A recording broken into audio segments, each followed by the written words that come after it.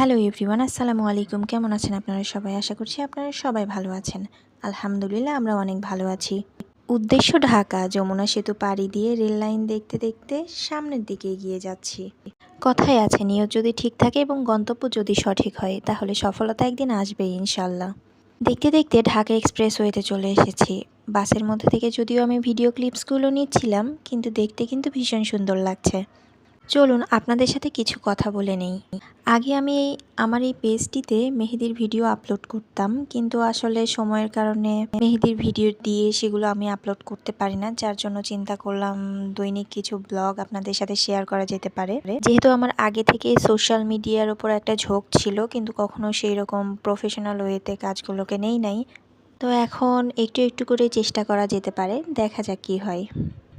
আসলে আজকে ঢাকা যাচ্ছিলাম আমার ছোট বোনের বিয়ে, তার জন্য শপিং করার উদ্দেশ্যে। ভিডিওটি ছিল গত মাসের, কিন্তু আসলে সময়ের অভাবে আমি আপলোড দিতে পারি নাই। দেখতে দেখতে আমরা ঢাকা চলে এসেছি। কোথায় থেকেছি না থেকেছি সেগুলো না হয় পরে বলবো। বসুন্ধরা সিটিতে গিয়েছিলাম কিছু শপিং করার উদ্দেশ্যে। এখানে আমি ছোট ছোট কিছু ক্লিপস নিয়েছি, যদিও এগুলো আপনাদের জন্য খুবই পরিচিত, তারপরেও আমার ভালো লাগলো তাই আমি নিয়েছি। সো আপনাদের হাসাহাসি করা থাকলে কমেন্টে হাসাহাসি করতে পারেন, আমি মাইন্ড করব না। এখানে আমরা একটু ঘুরে ঘুরে দেখছিলাম সব কিছু। অনেকগুলো শোরুমে ছাড় দেওয়া ছিল, কোথাও 50%, কোথাও 20%। এই শোরুমগুলোর ভেতরেও ঢুকেছিলাম, তবে ভালো লাগার মতো তেমন কিছু পাইনি। হালকা কিছু জিনিস কিনেছিলাম আমরা।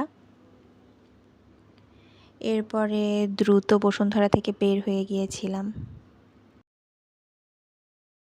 বসুন্ধরা থেকে আমাদের উদ্দেশ্য ছিল কাঁটাবন টপ 10।